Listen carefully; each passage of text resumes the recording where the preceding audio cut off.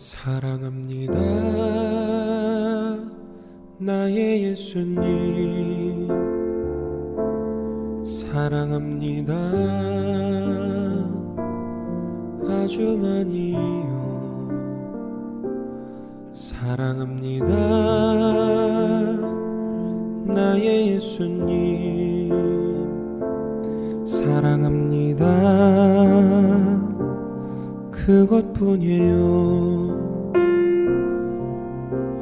사랑한다 아들아, 내가 너를 잘 아노라. 사랑한다 내 딸아, 내게 축복 더하노라.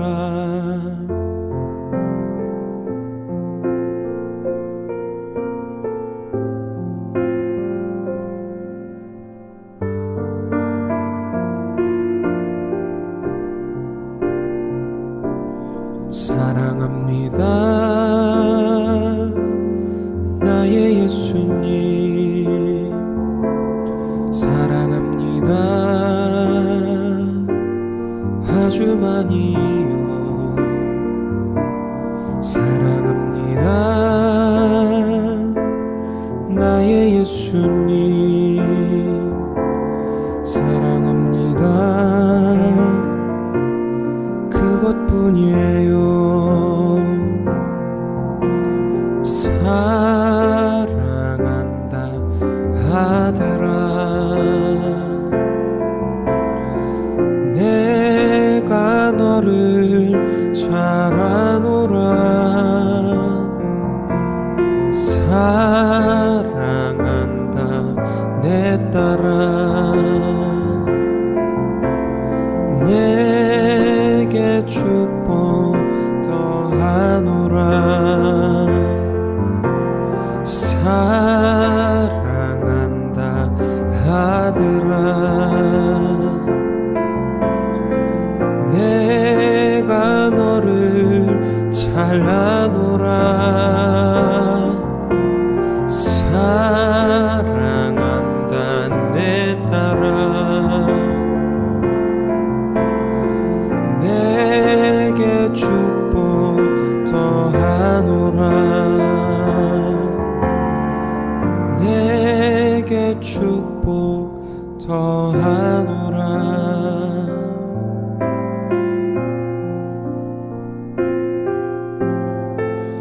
내게 축복 더하노라.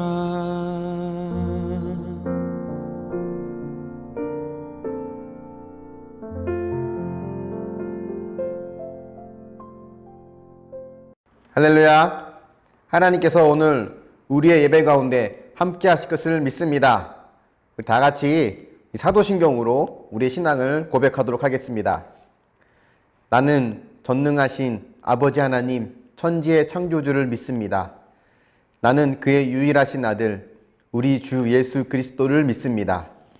그는 성령으로 잉태되어 동정녀 마리아에게서 나시고 본디오 빌라도에게 고난을 받아 십자가에 못 박혀 죽으시고 장사된 지 사흘 만에 죽은 자 가운데서 다시 살아나셨으며 하늘에 오르시어 전능하신 아버지 하나님 우편에 앉아 계시다가 거기로부터 살아있는 자와 죽은 자를 심판하러 오십니다. 나는 성령을 믿으며 거룩한 공교회와 성도의 교제와 죄를 용서받는 것과 몸의 부활과 영생을 믿습니다. 아멘. 하나님은 영이시니 예배하는 자가 영과 진리로 예배할지니라. 아멘. 우리 함께 하나님을 찬양하며 주님께 나아가길 원합니다.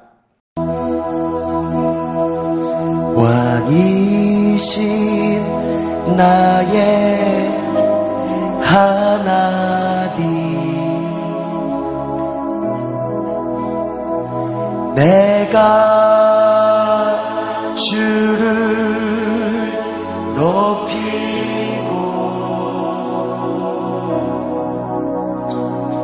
영원히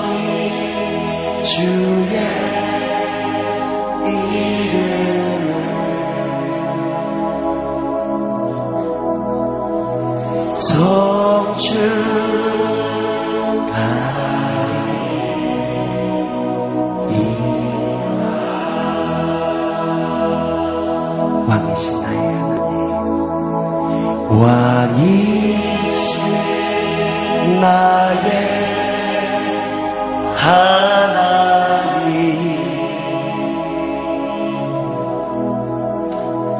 내가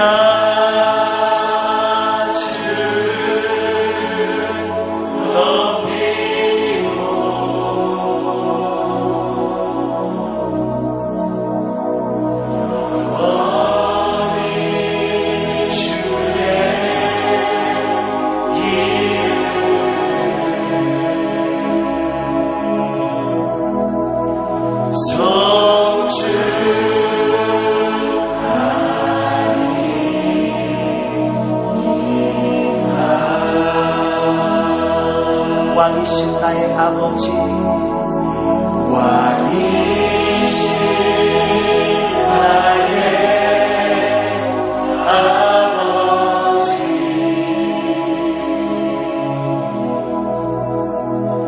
내가 주를 높이고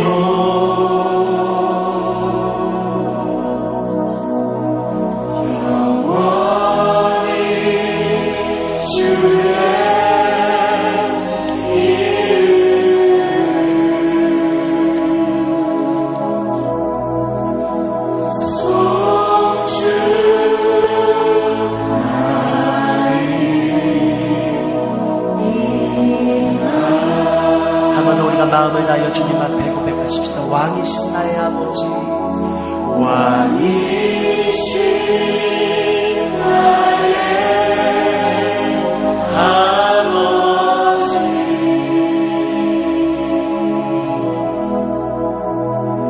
내가 주를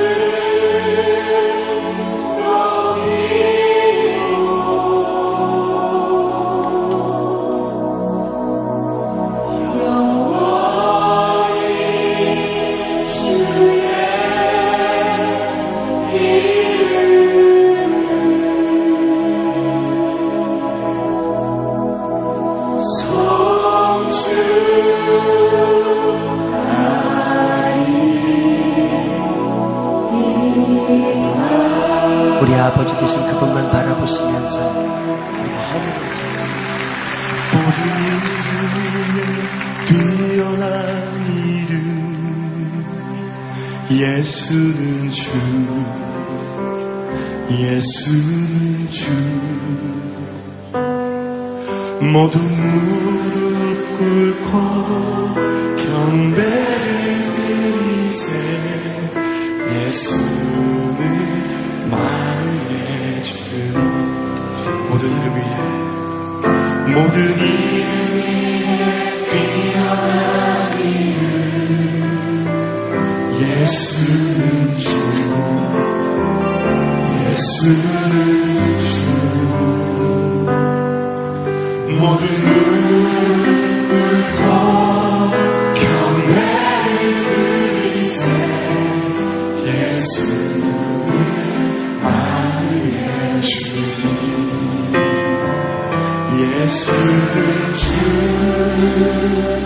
예수는 주. 온 천하만으로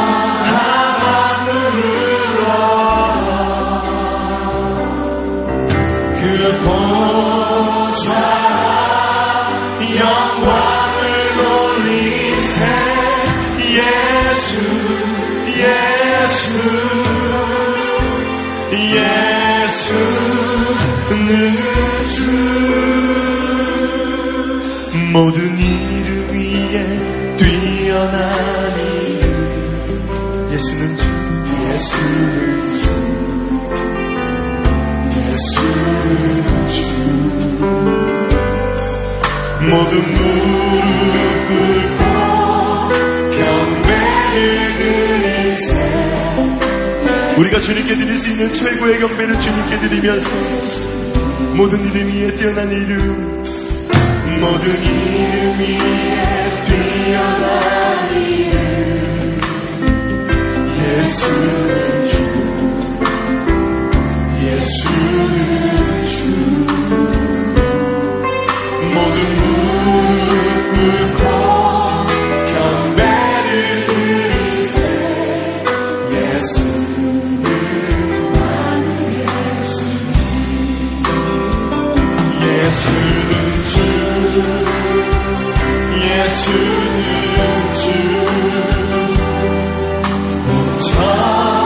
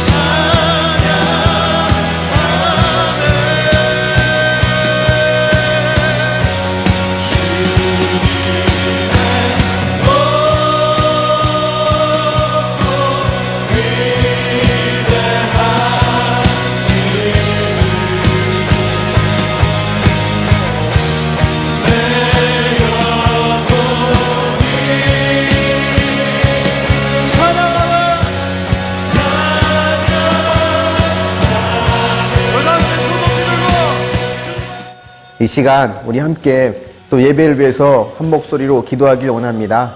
하나님, 우리의 예배를 기쁘게 받아 주시옵소서.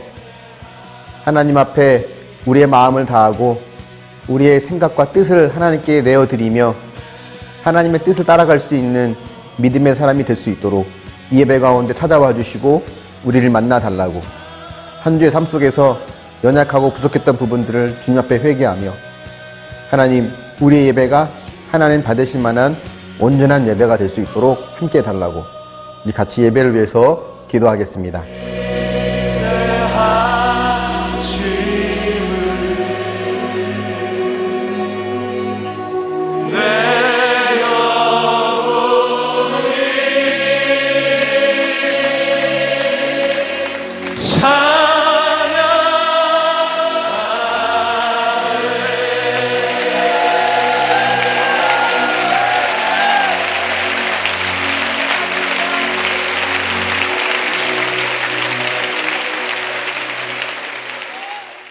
오늘 우리의 예배 가운데 함께 하실 주님을 기대하고 찬양하며 이 모든 말씀 예수님의 이름으로 기도합니다.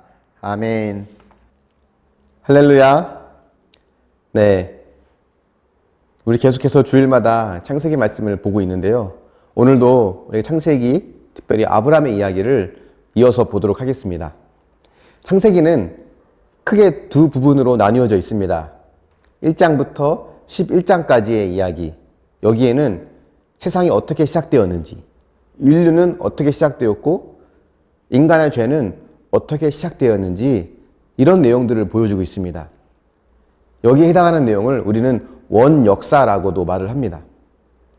그 다음 12장부터 50장까지의 이야기를 보면 이스라엘의 족장인 아브라함과 이삭과 야곱, 이 세 사람의 이야기를 중심으로 기록하고 해놓고 있습니다. 물론 요셉도 나오긴 하지만 그 요셉도 넓은 의미에서 보면 야곱의 이야기라고 할 수 있어요. 근데 이 세 사람, 이 족장, 아브라함과 이삭과 야곱의 이야기를 왜 이렇게 길게 자세하게 기록해 놓았을까요? 그것은 그 이야기가 그만큼 우리에게 중요한 의미를 전해주고 있기 때문이라고 말할 수 있겠죠. 오늘은 이삭의 출생과 또 그 이삭을 하나님께 제물로 바치기를 주저하지 않았던 이 아브라함의 믿음을 보면서 내 삶의 진정한 주인은 누구인지, 우리는 지금 누구를 내 삶의 주인으로 섬기고 있는지를 점검해 보는 시간을 가졌으면 좋겠습니다. 여러분, 아브라함이 이삭을 낳았을 때 그때 나이가 몇 살이었는지 아시죠? 바로 100살이었습니다. 그때는 아브라함이 결혼하고 약 60년 정도 후라고 보통 예상을 합니다. 그 근거는 아브라함이 자신의 아들 이삭을 결혼시킬 때 그때 나이가 이삭이 40세였거든요. 그러니까 40세가 그 당시 남성들의 결혼 적정 연령이라고 이제 추측을 할 수 있습니다. 그걸 근거로 봤을 때 아브라함도 약 40세에 결혼했을 것으로 보고, 또 100세에 이삭을 낳을 때는 결혼 후에 약 60년이 지난 때라고 볼 수 있겠죠. 결코 짧은 시간이 아니었습니다. 근데 하나님께서 그 60년의 긴 시간을 아브라함에게 허락하신 이유는 더 이상 그의 몸이 아이를 낳을 수 없는 상태까지 이르기를 하나님이 기다리셨던 것 같습니다. 그러니까 의학적으로 아이를 가질 수 있는 상태가 이제 안 된 거죠. 불가능해진 걸 말합니다. 창세기 18장 10절부터 13절까지 말씀 한번 보겠습니다. 그가 이르시되 내년 이맘때 내가 반드시 내게로 돌아오리니 내 아내 사라에게 아들이 있으리라 하시니 사라가 그 뒤 장막문에서 들었더라. 아브라함과 사라는 나이가 많아 늙었고 사라에게는 여성의 생리가 끊어졌는지라. 사라가 속으로 웃고 이르되 내가 노쇠하였고 내 주인도 늙었으니 내게 무슨 즐거움이 있으리요. 내년 이맘때 너에게 아들이 있을 거라는 이야기를 이 90세 먹은 사라 할머니가 듣습니다. 속으로 웃어요. 사실 이 웃는 반응은 당연한 것 같습니다. 저 같아도 그랬을 것 같아요. 제가 만약에 어느 집에 신방을 갔는데 그 집에 80세 혹은 90세 이렇게 나이를 드신 그 은퇴하신 권사님이 계시다고 하셨을 때 제가 그 권사님에게 권사님이 내년 이맘때에 아들을 낳을 겁니다 라고 말을 한다면 그 권사님이 그를 진지하게 받아들이겠습니까? 웃음이 나올 겁니다. 왜냐하면 말도 안 되는 이야기거든요. 불가능한 이야기였습니다. 그러니까 아브라함과 사라의 그때 당시의 상태는 더 이상 아이를 가질 수 없는, 생물학적으로 임신이 완전히 불가능한 상태였다는 거죠. 그런데 실제로 그 말도 안 되는 불가능해 보이는 임신이 가능해진 거예요. 사라가 아이를 가졌고 그 아이를 건강하게 출산합니다. 그 아이의 이름이 이삭이죠. 이 이삭의 출생을 뭘로 설명할 수 있겠습니까? 오직 이 자체가 기적이었고 하나님의 은혜고 하나님의 선물이라는 것 외에는 달리 설명할 수 있는 방도가 없어요. 근데 반면 이 이스마엘의 경우는 이 이삭의 경우와 조금 다르죠. 앞서 봤던 이스마엘은 여종을 통해서 자신의 집에 있던 여종을 첩으로 맞아들여서 그 여종을 통해 아이를 낳습니다. 그 당시에 많은 사람들이 관습적으로 행하던 일이었어요. 그래서 이스마엘의 출생을 가지고 이것은 기적이다, 하나님의 은혜다, 선물이다 말하지 않습니다. 그러니까 이 이스마엘의 출생은 우리가 우리의 지혜와 우리의 능력으로 행할 수 있는 일을 상징적으로 보여주는 거죠. 중요한 것은 어떤 것이 더 옳았냐, 어떤 것이 더 잘못됐냐, 이거보다 하나님은 어떤 방식을 원하셨는가, 이게 중요하다는 겁니다. 하나님은 이스마엘의 방식이 아닌 이삭의 방식을 원하셨습니다.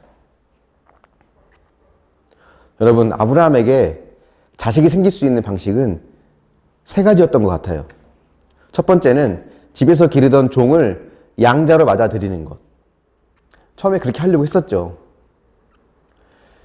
또 두 번째 방법은 집에 있던 여종을 통해서 또 다른 아이를 낳는 것. 이렇게 태어난 아이가 이스마엘이었습니다. 세 번째는 사라를 통해서, 원래 부인이었던 사라를 통해서 아이를 낳는 것. 근데 하나님은 이 첫 번째와 두 번째는 거부하시고 세 번째 방법, 원래 부인이었던 사라를 통해서 아이를 낳는 방법을 원하셨습니다. 하나님이 왜 이걸 택하셨을까요? 이미 나이가 많아서 아이를 가질 수 없는 상태가 되었는데 하나님이 왜 그 불가능해 보이는 방법을 택하셨나? 우리 이걸 한번 생각해 볼 필요가 있습니다. 하나님이 아브라함의 혈통을 순수하게 깨끗하게 지키기 위해서일까? 종이나 또 첩을, 여종을 통해서 아이를 낳게 되면 혈통이 이어지는 게 아니잖아요.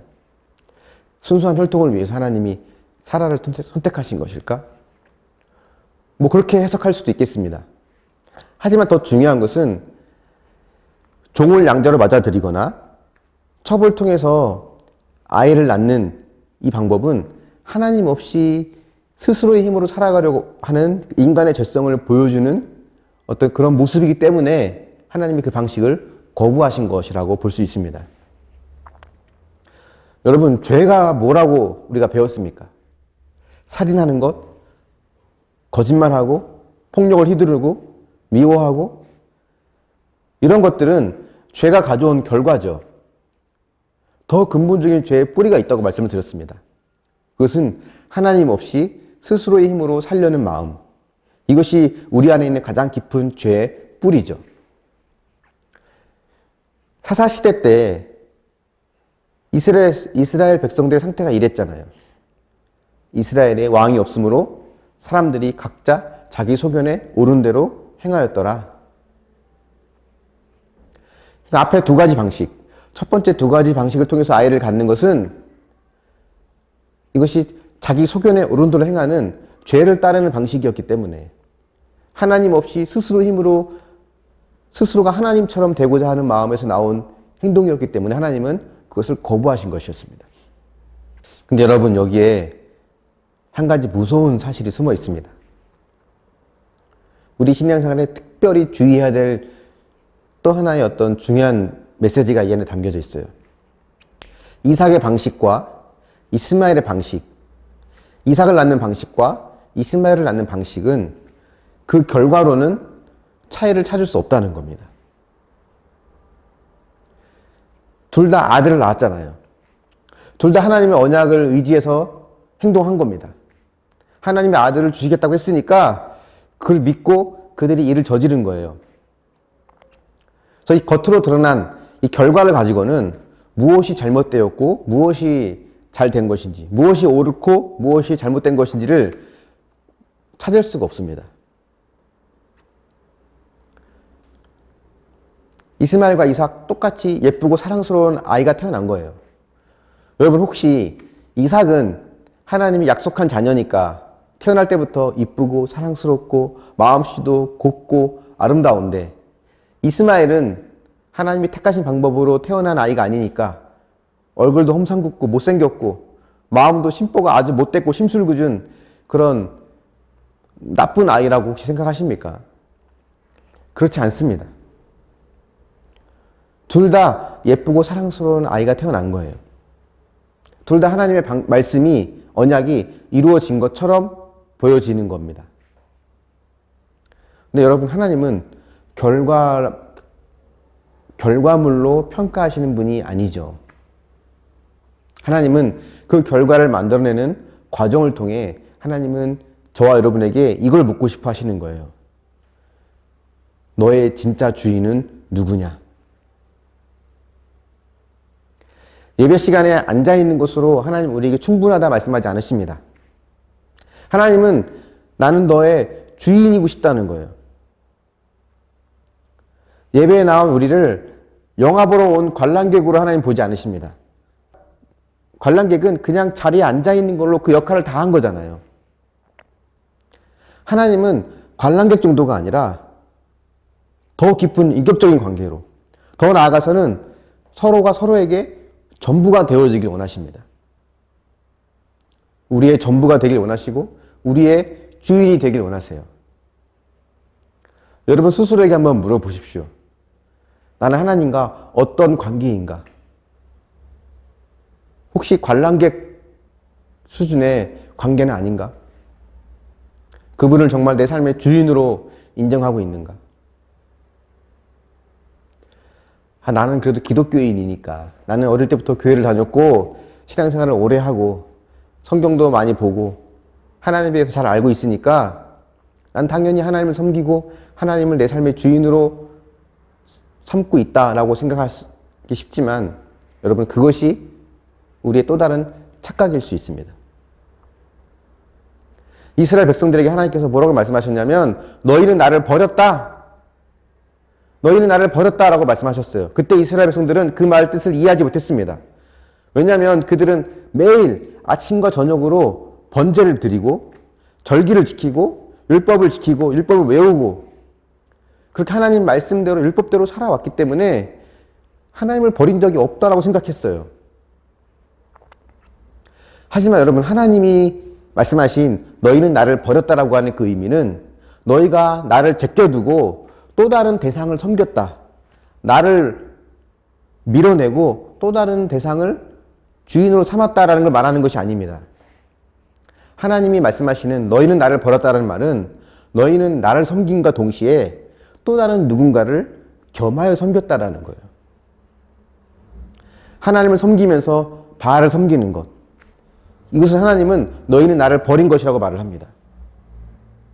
동시에 오늘날 우리에게 적용해보면 우리가 하나님을 예배하지만, 주일날 이렇게 모여 예배 드리지만 또 주중에는 세상의 만물을 쫓아가는 삶을 살고 있다면 우리는 하나님과 세상을 겸하여 섬기는 거죠. 하나님과 재물을 겸하여 섬기는 겁니다.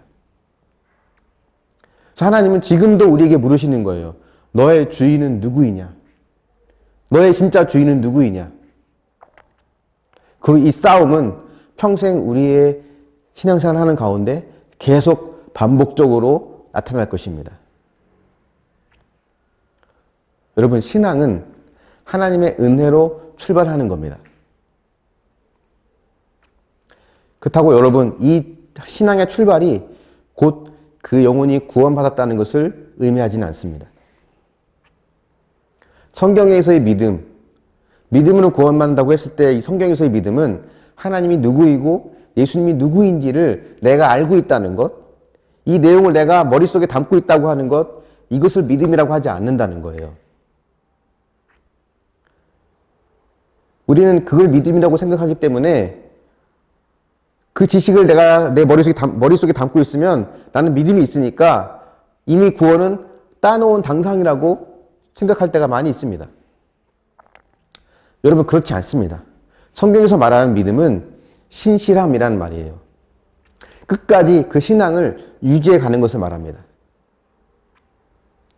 때론 내가 손해보기도 하고 때론 내가 어려움을 겪을 수 있지만 그 길이 내 삶의 주인이신 그분의 뜻이라고 한다면 그것을 따르기 위해서 나를 부인하고 하나님 말씀대로 살아가고자 하는 그 신실함을 끝까지 견제하고 유지해 가는 것, 그것을 성경은 믿음이라고 말합니다. 은혜로 시작한 이 신앙을 끝까지 유지해 가는 것은 우리의 몫이에요. 달란트 비유를 보십시오. 5달란트 받은 사람, 2달란트 받은 사람, 1달란트 받은 사람의 이야기가 있죠. 어떤 사람의 칭찬을 받습니까? 몇 달란트를 받았든지 그 받은 달란트를 가지고 받은 만큼의 이윤을 남기는 종들이 칭찬을 받았잖아요. 받은 것은 하나님의 은혜이기 때문에 받은 걸 가지고 책망하지 않습니다. 하지만 그 받은 이후에 그걸로 내가 또 다른 달란트를 남기는 것은 우리의 책임이에요. 우리의 몫이라는 겁니다. 그래서 성경에는 구원을 완성하라 라고 말을 해요. 이 말은 무슨 뜻입니까? 지금의 구원은 아직 미완성이라는 의미를 담고 있는 거잖아요. 그래서 구원을 제대로 이해한다고 하는 것은 이미 이루어진 구원, 하지만 아직 이루어지지 않은 구원, 이걸 다 균형 있게 갖고 있는 것을 말합니다. 십자가에서 주님이 다 이루셨다 말씀하셨어요. 그래서 구원은 이루어졌습니다. 하지만 그 끝이 아닙니다. 또 앞으로 구원을 내 안에서 완성하기 위해서 우리는 믿음의 길을 걸어가야 되는 거예요. 그 신실함을 끝까지 견지해 가야 되는 겁니다. 이것이 신앙의 비밀이죠. 근데 여러분, 저도 그렇고 우리 모두가 다 어떤 사람입니까? 연약한 죄인이잖아요. 우리가 하나님을 섬긴다고 하지만 때로는 하나님과 다른 주인을 겸하여 섬길 때도 있습니다. 우리가 그 하나님을 향한 신실함, 이 믿음을 끝까지 견주할 수 있는 이유는 이런 우리의 연약함을 누구보다 그분이 잘 아신다고 믿기 때문에 그렇죠. 그리고 그분은 아실 뿐만이 아니라 우리의 아버지이시면서 그 아들의 생명으로 우리의 생명을 대신할 만큼 우리를 사랑하신 분이기 때문에 그렇습니다. 그 사랑을 우리가 알기 때문에 두려움이 아닌 감사와 기쁨으로 다시 그분 앞에 돌아갈 수 있는 거예요. 언제든지 나를 두 팔 벌려 환영해 줄 것을 알기 때문에 넘어진다 할지라도 다시 그분께 손을 내밀고 이 신실한 마음을 다시 회복해 갈 수 있는 겁니다. 마치 누가복음 15장에 나와 있는 탕자처럼 말이죠. 하나님이 아브라함에게 기대하신 것은 무엇이었을까요? 몸이 늙어서 임신이 불가능한 상황에서도 오직 하나님만이 내 삶의 주인이라고 하는 것을 유지할 수 있는가? 하나님은 그것을 기대하셨던 것입니다. 한번 적용해 보십시오. 신실함을 유지하는데 가장 큰 방해물은 무엇입니까? 여러분의 신앙에 있어서 끝까지 하나님을 향한 신뢰를 유지하고 견지해 가는데 가장 큰 걸림돌이 되는 것은 무엇입니까? 그 걸림돌이 바로 어찌 보면 내가 하나님과 겸하여 섬기는 또 다른 주인이라고 하는 것을 여러분 인정하십니까? 이삭을 낳는 과정에서 뿐만 아니라 하나님은 그 이후에도 계속해서 물으십니다. 너의 진짜 주인은 누구냐? 22장 1절 2절을 보면 하나님이 말도 안 되는 요구를 하시죠. 함께 보겠습니다. 그 일 후에 하나님이 아브라함을 시험하시려고 그를 부르시되 아브라함아 하시니 그가 이르되 내가 여기 있나이다. 여호와께서 이르시되 내 아들 내 사랑하는 독자 이삭을 데리고 모리아 땅으로 가서 내가 내게 일러준 한 산 거기서 그를 번제로 드리라. 하나님이 뭘 요구하십니까? 100세에 낳은 아들, 이 아들을 하나님께 번제로 드리라는 거예요. 번제로 드린다고 하는 것은 그 아들을 죽이고 피를 쏟고 불에 태우는 것을 말합니다. 하나님이 정말 이삭의 생명을 그렇게 받기 원하셨을까요? 그게 아니죠. 1절에 보면 하나님이 아브라함을 시험하시려고 라고 말을 합니다. 하나님은 아브라함에게 이 이삭이 얼마나 소중한 존재인지를 아셨어요. 2절에 보니까 내 아들, 내 사랑하는 독자 이삭이라고 말씀하십니다. 그러니까 이때 이삭의 나이가 갓난 나이가 아니고요. 보통 흔히 10대 후반, 빠르면 10대 후반부터 늦으면 30대 초반으로 봅니다.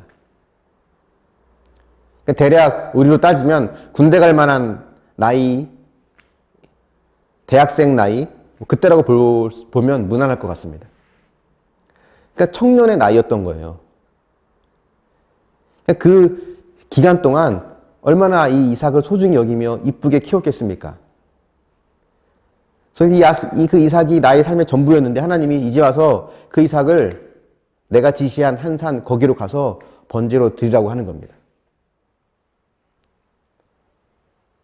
이 하나님이 굉장히 가혹한 요구를 하시는 것 같아요. 하나님이 요구하신 그 산은 모리아 산이거든요. 그 모리아 산은 아브라함이 이삭을 데리고 3일 정도 가야 되는 거리에 있는 산입니다. 그러니까 이삭을 데리고 3일 동안 가는 동안 아브라함의 마음에 충분히 갈등이 생기고 또 바뀔 수 있는 그런 여지를 하나님이 주신 거예요. 근데 아브라함은 어떻게 반응합니까? 망설이지 않아요.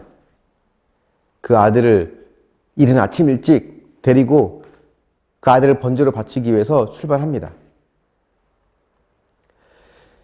여기에서 우리가 하나님이 아브라함에게 던진 질문, 너의 진짜 주인은 누구인가에 대해서 아브라함이 어떻게 반응하고 있는가를 좀 볼 필요가 있는데요.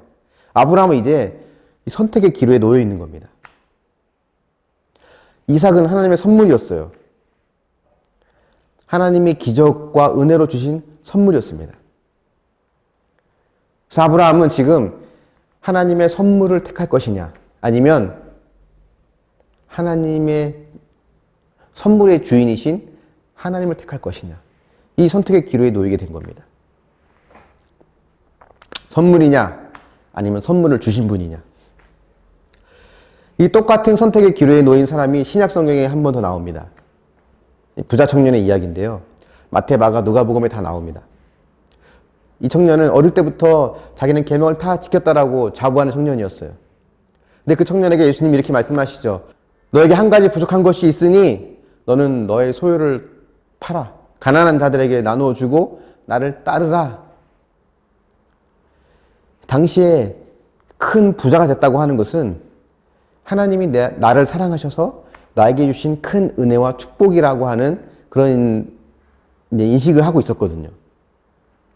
이 부자 청년, 부자라고 하는 것은 내가 그만큼 하나님의 사랑을 받는 존재였다. 하나님의 축복을 받는 존재였다라는 걸 의미하기 때문에 이 부유함을 아마 자랑스러워했을 겁니다. 주님이 하나님이 너에게 준 선물인, 하나님이 너에게 준 그 축복인 그 재물을 가난한 자들에게 나누어 주고 나를 따르라고 할 때 이 청년의 반응은 어땠습니까? 재물이 많은 고로 근심하여 떠났죠. 선물이냐, 선물의 주인이냐에 대한 선택의 기로에서 이 청년은 선물을 택했습니다. 여러분, 참 아이러니한 게요. 우리가 하나님을 따르는 데 있어서 방해물이 되는 것은 하나님이 내게 주시지 않은 것이 아니라 하나님이 내게 주신 선물일 때가 많이 있습니다. 하나님이 내게 주신 선물이 오히려 하나님께 나아가는데, 하나님의 길을 뒤따라가는데 방해가 되고 걸림돌이 될 때가 있어요. 이 청년은 그 선물 때문에 선물을 주신 분을 선택하지 못했습니다. 아브라함은 선물을 주신 분을 택했죠. 내가 주인 삼고 있는 것이 무엇인지 여기서 우리는 이 두 사람을 통해 발견할 수 있습니다. 우리 신앙의 걸림돌은 내게 주시지 않았던 것들이 아니라 오히려 하나님이 내게 주신 것들일 때가 많다는 것을 기억해야 됩니다. 그것이 나로 하여금 하나님을 하나님으로 섬기지 못하게 할 때가 있어요. 아브라함은 우리가 알다시피 어떻게 했습니까? 하나님을 선택했습니다. 누가 진짜 주인인가에 대해서 그는 순종으로 응답을 한 거죠.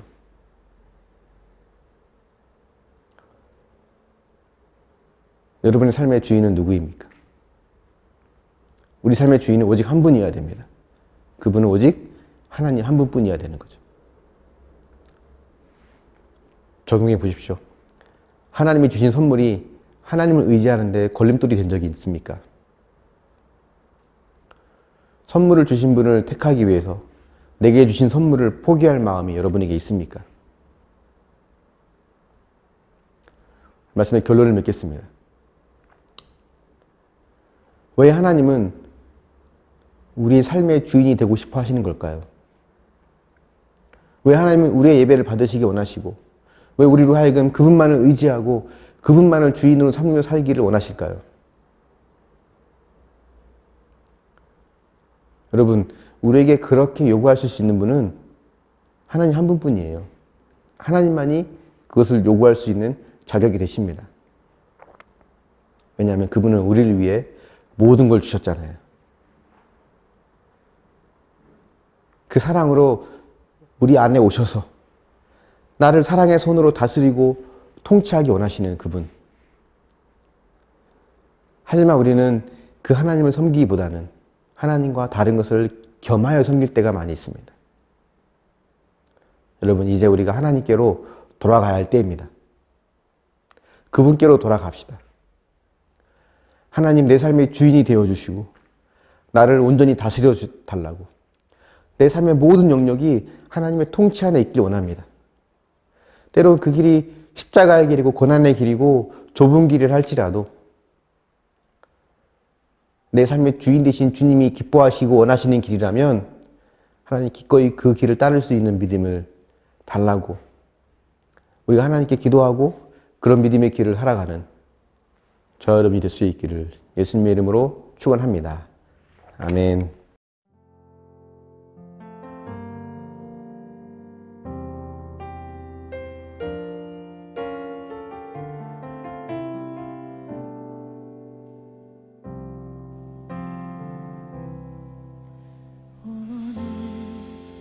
이곳에 계신 성령님, 우리에게 말씀하시고 우리 가르치소서.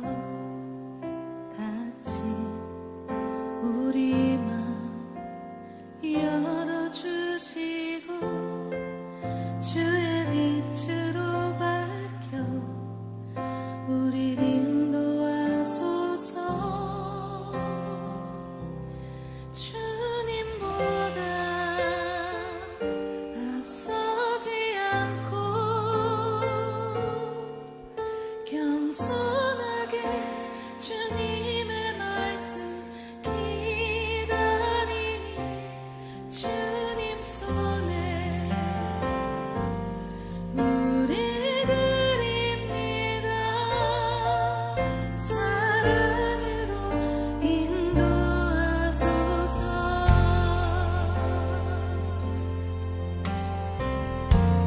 오늘 이곳에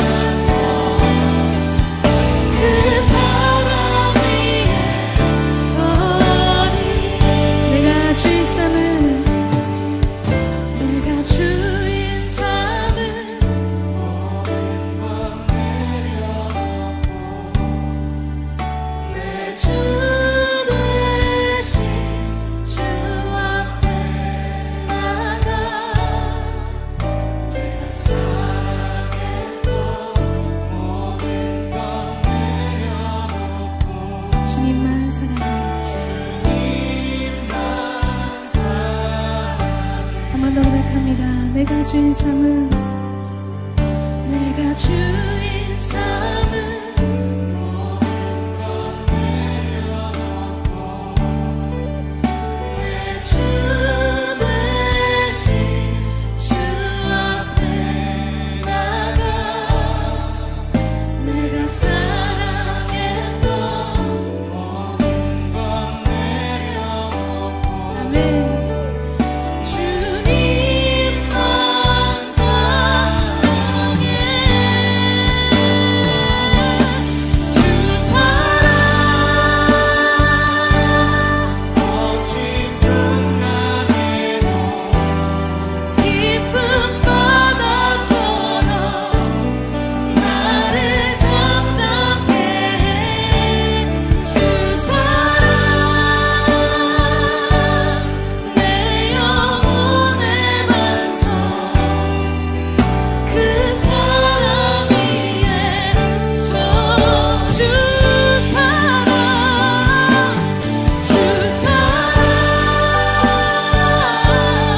거친 풍랑에 깊은 바다처럼 나를 잠잠케 해 주 사랑 내 영혼의 반석 그 사랑 위에 서리. 오늘 이 시간 함께 기도하며 주님 앞에 나아갑시다. 주님, 오늘 이 예배 가운데 오늘도 주님을 더 알기 원합니다. 하나님, 우리의 생각과 경험과 모든 것을 내려놓고 주님을 바라보는 예배가 될 수 있도록 이 예배의 첫 시간부터 우리를 붙들어 주시옵소서.